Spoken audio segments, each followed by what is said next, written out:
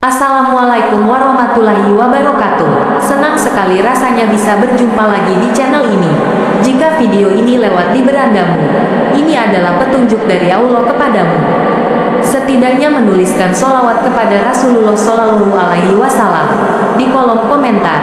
Insya Allah bisa menjadi bukti kecintaan kita untuk mendapat syafaat di akhirat kelak. Doa dan harapan saya, semoga saudara-saudaraku semua selalu diberikan kesehatan, diluaskan rezekinya, diampuni dosa-dosanya dan dipanjangkan umurnya. Amin ya robbal alamin. Sahabat yang dirahmati Allah, mari kita dengarkan sama-sama harapannya dengan tausiah singkat ini. Semoga menjadi ilmu yang barokah dan bermanfaat untuk kita semua. Mulai masuk tanggal 1 Zulhijjah. Silahkan amalkan amalan-amalan ini, teman-teman. Yang pertama, perbanyak puasa. Kalau bisa puasa tanggal 1 sampai tanggal 9 bagus. Kalau enggak, atau kamu adalah seorang istri yang bersuami dan suamimu ada di tempat, maksudnya ada di kota ini ya, jadi sekalian silahkan puasanya hanya tanggal 8 dan 9. Tanggal 8 namanya hari Tarwiyah, tanggal 9 niat puasa hari Arafah. Ibarat kata kamu gak bisa puasa 2 hari. Misalnya nih, 9 gak bisa, 2 hari pun gak bisa. Cuma bisanya 1 hari. Tanggal berapa nih? Hari Arafah, tanggal 9. Karena puasa hari Arafah tanggal 9 Dzulhijjah, ini teman-teman saudara sekalian adalah merupakan puasa sunnah terbaik sepanjang tahun. Puasa sunnah terbaik sepanjang tahun. Nabi Muhammad menyebutkan, ya inna shaum yaum Arafah yukaffir dzunub sanatin. Sesungguhnya puasa hari Arafah ngapusi dosa 2 tahun lamanya. Tahun yang sekarang dan tahun yang akan datang. Katanya Sayyidina Ibnu Abbas alaihi ridwanullah, tidak ada amalan dijanjikan akan terampuni dosa yang akan datang selain puasa hari Arafah. Aku rasa ini adalah kabar gembira, kata beliau, kata Sayyidina Ibnu Abbas, aku rasa ini adalah kabar gembira untuk orang yang puasa 9 Dzulhijjah atau hari Arafah, bahwa umurnya masih akan panjang sampai tahun depan. Jadi siapa yang masih pengen panjang umur sampai tahun depan, jangan tinggalin puasa hari Arafah. Jatuhnya hari Rabu, ya, hari Arafah jatuhnya hari Rabu. Berarti hari sebelumnya Tarwiyah jatuhnya hari Selasa. Kalau kamu masukin dari hari Seninnya lebih bagus lagi, gitu ya. Jadi dapat 3 hari di bulan Ashurul Hurum, di Ashurul Hurum, di bulan-bulan mulia. Jadi Senin, Selasa, Rabu, gitu ya. Kemudian Kemisnya haram puasa karena itu adalah hari raya Idul Adha. Tasyrik aja, belum tasyrik, belum juga hari raya. Besoknya baru hari tasyrik, hari Jumat, Sabtu, Minggu. Itu juga diharamkan untuk berpuasa. Kata Nabi Muhammad, ayyamut tasyrik ayyamul akli wasyurbin wa dzikrillah. Hari-hari tasyrik adalah hari-hari makan, hari-hari minum, hari-hari banyak berzikir kepada Allah. Hari-hari banyak berzikir kepada Allah, terutamanya adalah dengan bertakbir, gitu ya. Baik, itu adalah tentang puasa. Kemudian yang kedua, perbanyak berzikir. Zikiran yang paling afdal untuk kamu baca adalah membaca La ilaha illallah. Itu zikiran paling afdal untuk kita perbanyak membacanya pada hari-hari ini, dari hari tanggal 1 Dzulhijjah sampai ke hari tasyrik, ya, sampai ke hari tasyrik atau sampai ke tanggal 10. Nah, habis tanggal 10, mulai tanggal 10, 11, 12, 13, zikiran yang paling afdal adalah bertakbir. Dari 1 sampai ke 10, zikiran paling afdalnya adalah baca la ilaha illallah. Tanggal zikiran paling afdolnya adalah takbir. Kapan zikiran la ilaha illallah itu dibaca? Pokoknya hari-hari baca aja. La ilaha illallah, la ilaha illallah, la ilaha illallah, la ilaha illallah. Lengkap la ilaha illallah, la syarika lah. Lahul mulku wa lahul hamdu yuhyi wa yumiitu wa huwa 'ala kulli syai'in qadir. La ilaha illallah, la syarika lah. Terutamanya tanggal 9. Nanti hari Arafah, malam Arafah, bagus kalau kamu bisa baca la ilaha illallah, la syarika lah. Lahul mulku wa lahul hamdu yuhyi wa yumiitu wa huwa 'ala kulli syai'in qadir sampai dengan 1000 kali. Hari Arafah, dari mulai malam Arafah. Sedikit sekalian yang saya muliakan. Kemudian kalau mau lebih bagus lagi, ada tuh bacaan la ilaha illallah. La ilaha illallah adadal layali wa duhur, la ilaha illallah adadal ayyami wa syuhur. Gitu ya. Itu bacaannya tuh agak cukup panjang. Nanti saya taruhkan di IG, di Instagram saya. Mudah-mudahan bisa kita amalkan. Ya. Ini kan zaman teknologi nih, tinggal emak-emak nih nanya nih, IG apaan sih? Iya. IG maksudnya Instagram nih. Jida-jida nanya lagi nih, Instagram belinya di mana? Suruh cucunya aja nih buat liatin, nanti screenshotin. Screenshotin apaan tuh? Fotoin di HP, fotoin, nanti nenek biar dikasih aja. Susah katanya kalau ngeliatnya dari HP, fotokopiin. Nah, dari HP kecil-kecil ya nek ya. Jida-jida boleh tuh nanti minta anak-anaknya bukan buat fotoin dari Instagram saya, kemudian di fotokopiin. Gedein dulu ya, dibilangin sama tukang fotokopinya. Ukuran A4.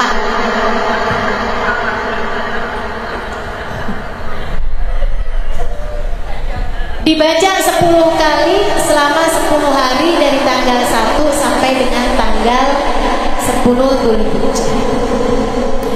Kemudian teman-teman saya sekalian, mulai asar hari Arafah. Ada yang bilang subuh hari Arafah. Habis sholat, tiap habis sholat baca takbir. Pokoknya begitu habis selesai salat sholat sampai 3 hari tasyrik. Jadi lama nih. Ada yang bilang dari asar hari Arafah, ada ulama yang bilang dari asar Arafah, ada yang bilang dari subuh hari Arafah. Jadi itu dari tanggal 9, 10, 11, 12, 13 sampai asar hari tasyrik. Setiap habis selesai sholat fardu, Assalamualaikum warahmatullahi, langsung takbiran dulu sebelum baca zikir yang lain. Takbirannya Allahu Akbar, Allahu Akbar, Allahu Akbar, La ilaha illallah, Wallahu Akbar, Allahu Akbar, walillahil hamd. 3 kali. Allahu Akbar, Allahu Akbar, Allahu Akbar, La ilaha illallah, Wallahu Akbar, Allahu Akbar, lillahil hamd. 1 kali lagi. Allahu Akbar, Allahu Akbar, La ilaha illallah, Wallahu Akbar, Allahu Akbar, walillahil hamd. Allahu Akbar kabira, walhamdulillahi katsira, wa subhanallahi bukratan wa asila. La ilaha illallah wahda, sadaqa wa'da, wa nasara 'abda, wa 'azza jundahu, wa hazama al-ahzaba wahda. La ilaha illallah, wallahu akbar, Allahu akbar, walillahil hamd. Dah segitu.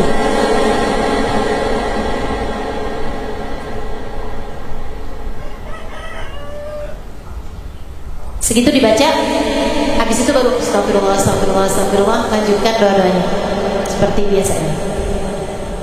Hafal ya, insyaallah ya. Dibaca dari sejak hari Arafah habis asar ataupun habis subuh.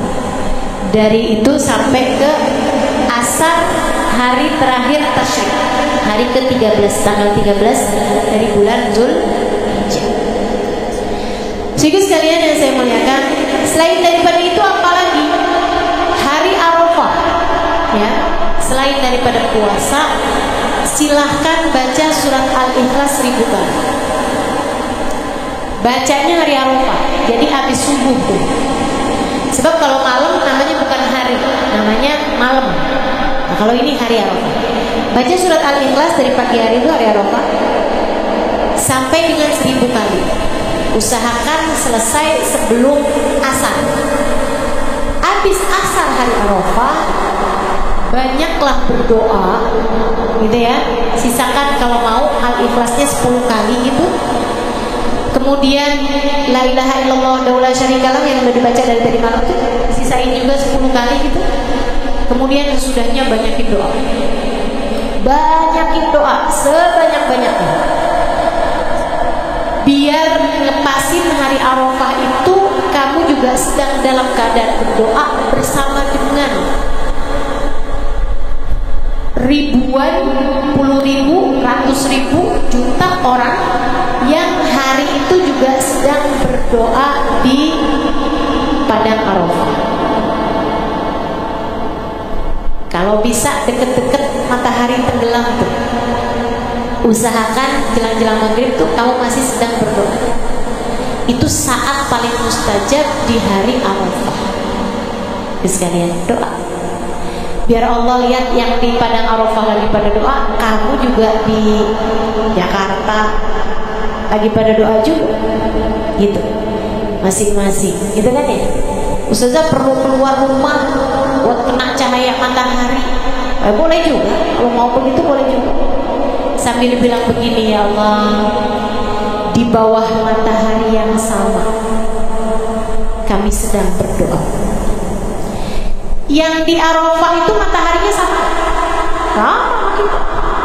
Maka di bawah matahari yang sama, di bawah langit yang sama, kami sama-sama sedang berdoa meminta kepadamu ya Allah.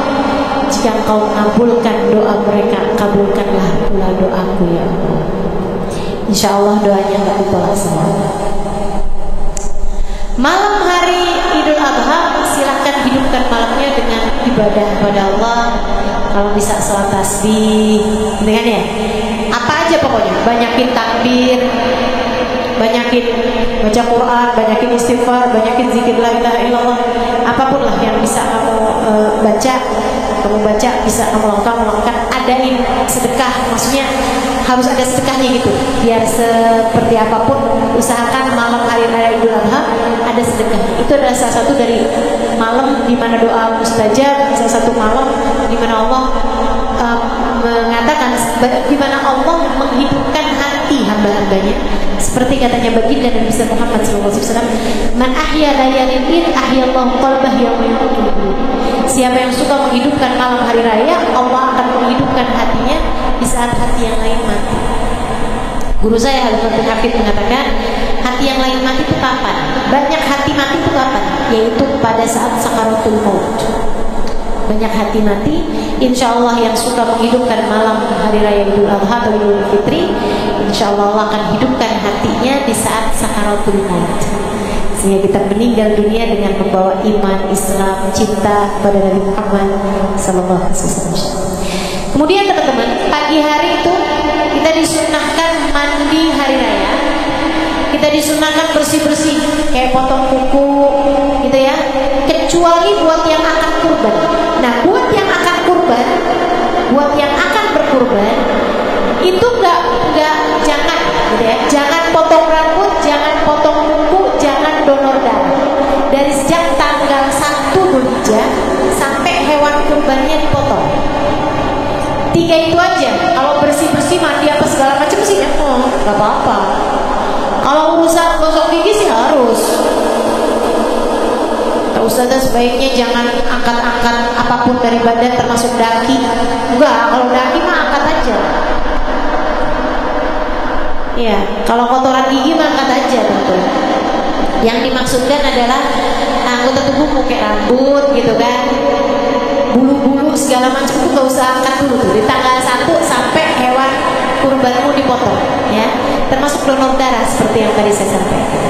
Kuku juga jangan potong kukunya dari tanggal 1 sampai tanggal 10. Ustazah kalau nggak tahu terus potong gitu gimana Ustazah? Nggak boleh kurban juga. Ini hukumnya sunnah aja teman-teman, sunnah aja. Jangan potong rambut, jangan potong kuku, jangan donor darah ya. Tapi hukumnya nggak wajib atau nggak haram juga gitu, tapi sebaiknya jangan. Kenapa gitu? Rugi. Kenapa rugi? Sebab dengan pemotongan hewan kurbanmu itu anggota tubuhmu itu akan mendapatkan ampunan. Seperti mana yang disampaikan Nabi pada Sayyidah Fatimah, ya Fatimah syhidi laki udhiyatik, wahai Fatimah saksikanlah ketika hewan kurbanmu dipotong, dengan kepalanya diampuni dosa kepalamu, dengan tubuhnya diampuni dosa tubuhmu, dengan tangan kakinya diampuni dosa tangan kakimu, dengan seluruh anggota tubuhnya diampunilah dosa seluruh anggota tubuh. Jadi biar rambutnya dapat ampunan dulu aja sebelum kamu potong. Kukunya juga seperti itu, gitu ya. Darahnya juga seperti itu. Jangan dikeluarin dulu dari tubuh atau donor darah itu sebelum kamu mendapatkan ampunan. Khususnya kalau itu ambil darah, ya sebaiknya juga hindari tanggal 1 sampai tanggal 10 atau sampai hewan kurbanmu dipotong. Ini khusus untuk yang mau potong kurban ya, yang mau potong kurban. Kalau nggak mau potong kurban sih terserah aja, potong kapan aja terserah, rambut kamu gitu. Ya. Kurbannya dipotong kapan bolehnya? Mulai orang habis selesai sholat Id. Sebelum sholat Id, kamu disunahkan untuk jangan makan, jangan minum apapun dulu. Puasa dulu sampai sholat, gitu ya. Baju baru juga sunnah dipakai, minyak wangi juga sunnah dipakai, gitu kan ya. Pilih minyak wangi yang tidak beralkohol, begitu kan. Kemudian jangan tinggal sholat Id, teman-teman, jangan tinggal sholat Id. Sholat Id adalah sholat Idul Adha adalah sholat sunnah terbaik sepanjang tahun. Sholat sunnah terbaik sepanjang tahun. Jangan bandingin sama fardu. Karena ada orang subuh kagak sholat Id ya. Sholat subuh wajib gitu ya, itu nggak pakai tawar-tawaran. Sholat Id ini jangan ditinggalkan karena dia adalah sholat sunnah terbaik sepanjang tahun, gitu ya. Tahu kan cara sholatnya? Nah kemudian habis selesai sholat, potonglah hewan kurbanmu. Kalau nggak hari itu masih bisa besok, kalau nggak besoknya masih bisa besoknya, kalau nggak besoknya masih bisa besoknya lagi. Selesai dengan maghrib hari terakhir tasyrik. Usahakan nggak sampai asar. Usahakan sebelum asar itu udah dipotong untuk tanggal 13. Tapi kalau untuk sebelum itu, maksudnya masih tanggal 10, 11, 12, mau potong malam juga nggak apa-apa. Potong habis asar, potong habis subuh, kapan aja waktunya mau potong boleh aja. Unta atau sapi atau kambing, udah nggak boleh turun ke ayam tuh. Meskipun ada pendapat dari Sayyidina Ibnu Abbas mengambil dari hadisnya Nabi Muhammad kepada Sayyidina Bilal, di mana Sayyidina Bilal kurbannya ayam. Nabi nanyain, kamu kurban apa? Abu Bakar. Unta Rasul. Kamu? Unta Rasul. Kamu? Kambing Rasul. Nabi nanya di pesawat, kena Bilal. Kamu bilang ayam Rasul. Nabi senyum gitu. Nabi senyum kayak lucu aja gitu. Tapi Nabi tidak melarang. Dari itu Sayyidina Ibnu Abbas berpendapat bahwa ayam itu boleh gitu. Tapi pendapat ini bertentangan dengan pendapat ijma'ul ulama. Mayoritasnya ulama gak ada ayam. Jadi teman-teman jangan kurban ayam dengan berpendapat kata Ustazah Halimah. Repot. Jangan ya, jangan. Kalau misalnya ada yang mau potong ayam di hari Idul Adha, niatnya belajar kurban, bukan kurban. Ya Allah, nungguin punya duit buat beli kambing kayaknya rada lamaan. Ayam dulu aja nggak apa-apa ya Allah. Gitu. Ya Allah, terimalah ini ya Allah sebagai belajar kurban saya. Potong ayam, tapi jangan dititip di masjid. Tiba-tiba banyak ayam di masjid. Kata Ustaz Ali mah boleh loh. Jangan gitu ya. Ntar saya disalahin ulama-ulama se-Jakarta nih, jangan. Jadi gitu teman-teman, potong aja di rumah. Dan saran saya kalau potongnya ayam, masak, bagiin berupa opor, biar orang gak bingung. Nerima daging kok tiba-tiba putih ya, ini apa ini ya? Gitu ya. Kalau kambing bagusnya dibagi mentah. Dan semua hewan kurban bagusnya dibagi mentah. Berbeda dengan akikah. Kalau akikah bagusnya dibagi mentah. Ustazah katanya orang kalau belum akikah nggak boleh kurban. Boleh aja, boleh aja. Bagusan mana Ustazah? Kurban apa akikah? Semuanya sama-sama bagus, sama-sama bagus gitu. Bukan berarti kamu kalau akikah nggak perlu kurban, kalau kurban nggak perlu akikah. Dua-duanya sama-sama kamu kerjain. Ibaratnya Ustazah, ibaratnya duitnya tuh nabungnya lama Ustazah, cuman bisa kebeli kambing atu. Kurban apa akikah? Akikah. Kalau kamu yakin kamu belum pernah diakikahin oleh orang tua. Kenapa gitu? Karena akikah itu terkait orang tua. Katanya Nabi Muhammad itu anak tergadai sampai dibayarkan akikahnya. Nah kalau barat tergadai itu kan belum bisa dimanfaatkan. Itu khawatirnya gitu kan. Khawatirnya nih amal perbuatan kita nggak langsung nyambung ke orang tua gitu kalau kita belum akikah khawatirnya. Jadi akikah aja ya kalau yang belum akikah. Seperti itu ya teman-teman. Ustazah akikah kalau misalnya digabungin pas hari kurban. Dengerin saya biar gak salah paham. Akikah Ustazah, saya ini tahu saya belum akikah. Kemudian datang nih hari kurban nih. Boleh gak sih Ustazah saya niatin akikah juga dan kurban juga, kan pas harinya kurban gitu. Boleh gak saya niatin dua-duanya Ustazah? Saya pernah nanya ini kepada Habib Zain bin Smith. Karena saya buka-buka kitab bukan nemu. Akhirnya saya tanya kepada beliau tentang hal ini saat saya sedang bersama dengan beliau waktu itu. Saya tanya, Bib, kaifal jama' bainal udhiyah wal aqiqah? Mana tuh ngumpulin antara akikah sama kurban? Kalau nanya sama ulama tuh pendek aja pertanyaannya, nggak usah panjang-panjang kayak curhat gitu. Soalnya Bib kan ada yang nanya gini nih Bib, misalnya Bib, orang itu rada susah Bib, nabungnya susah, cuman bisa kebeli satu kambing. Nggak usah, kalau ulama tuh pertanyaan pendek aja. Oh ibu-ibu nanya ke saya panjang gitu kan, karena ibu-ibu tahu saya belum ulama. Jadi akhirnya saya tanya kepada Habib Zain, jawaban Habib Zain bilang begini, fihi khilaf bainal imamain, ya, bain Ibnu Hajar Al-Asqalani wa bain Ar-Rawi. Kata beliau begitu. Terus Habib Zain bilang ada di kitab Bushrul Karim, kata beliau. Ya saya udah buka-buka kitab, rupanya saya nggak kebuka si Bushrul Karim itu. Gimana tuh? Ada perbedaan antara dua imam besar pada masa tersebut ya. Jadi ada yang mengatakan boleh, ada yang mengatakan tidak boleh. Nah gimana nih kalau buat orang di zaman kita sekarang? Jadi gini, terhadap khilaf-khilaf tuh kayak gini nih teman-teman. Kalau kamu adalah orang yang mampu buat akikah, ntar lagi datang kurban, mampu lagi buat kurban, ya ngapain dikumpul-kumpulin? Itu namanya pelit. Akikah, kurban. Jangan kamu lahirin anak deket-deket Idul Adha ini, gampang akikahnya sekalian. Jangan. Itu masing-masing aja. Khurujan minan khilaf, biar kamu keluar dari khilafnya ulama yang mengatakan gak sah kalau dikumpul-kumpulin. Gitu.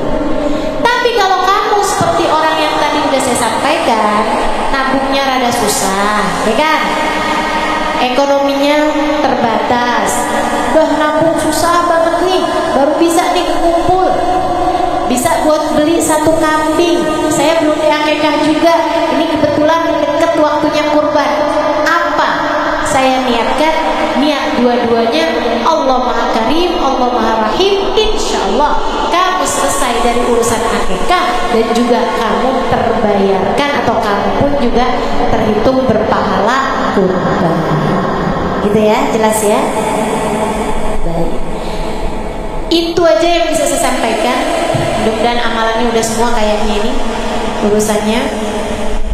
Oh iya, Ustazah, daging kurban itu gimana Ustazah? Boleh sunnah dibagikan kepada orang fakir miskin, tapi boleh juga dibagikan kepada siapapun, orang kaya, bahkan orang non-muslim sekalipun. Sunnahnya dibagi mentah, teman-teman. Sunnahnya dibagi mentah. Kalau akikah sunnahnya dibagi matang, gitu kan ya. Kemudian harus dibagi, dengerin saya, harus dibagi sebelum tanggal 13 Dzulhijjah. Semuanya harus dibagi sebelum tanggal 13 Dzulhijjah, sebelum matahari terbenam tanggal 13 Dzulhijjah. Makanya saya bilang tadi sebaiknya potongnya itu sebelum asar. Biar kalau kamu potong sebelum asar hari terakhir tasyrik ya, hari terakhir tasyrik, kamu udah selesai baginya di saat matahari terbenam. Sebab kalau belum, nah itu takut jatuhnya itu udah keluar dari waktu. Karena yang enggak sah ada ceritanya kurbannya dibagi lantaran. Beda dengan misalnya kita kasih ke tetangga kita yang keluar kota, terus dia bilang simpenin dulu aja di kulkasmu. Nah itu nggak apa-apa, itu nggak apa-apa. Sehingga sekalian saya melihat yang nggak boleh itu, saya pernah lihat nih iklannya. Makanya saya sampaikan, saya peringatkan ya pada semuanya nih. Gini nih, saya pernah lihat iklan ini. Kurbanmu dibagi sepanjang tahun kepada korban bencana alam. Jadi ternyata daging kurbannya itu dikornetin, dijadiin daging kalengan yang akan dibagikan kepada orang-orang yang terkena bencana alam sepanjang tahun. Itu nggak jadi kurban, itu jatuhnya cuma sedekah, dan bukan itu kurban yang dimaksudkan Allah dengan firman-Nya, fasholli lirabbika wanhar. Wanhar itu harus yaumun nahr. Yaumun nahr itu hari raya kurban. Jatuhnya tanggal 10, 11, 12, 13. Jangan tawar-tawaran sama syariat Allah, dan jangan sok-sokan kreatif sama syariat Allah. Pikir-pikir sendiri dia ya. Ayo dah, yang jelas insyaallah ya. Ustazah boleh makan gak sih kalau kita kurban? Boleh, dengan syarat kurbannya bukan kurban wajib. Jelas? Kalau kamu kurbannya kurban sunnah, kamu boleh makan dari daging kurbannya, bahkan sunnah, tapi ngambilnya jangan lebih dari 1/3. Ada orang kurban buat dia semua, itu namanya bukan kurban. Ya, bagi, ambil buat diri sendiri, jangan lebih dari 1/3 ekor, gitu kan? Kamu ambil hatinya, yang paling bagus kamu ambil hatinya, sisanya boleh juga kamu ambil pahanya, gitu kan? Paha depan atau paha belakang? Paha belakang lah, paha depan namanya tangan.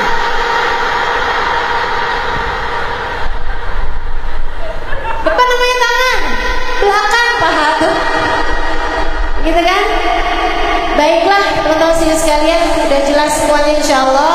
Mudah-mudahan jadi ilmu yang manfaat, jadi ilmu yang kita dengar, kita resapi, kita masukkan dalam hati, jadi cahaya memandu kita dalam kehidupan insyaallah.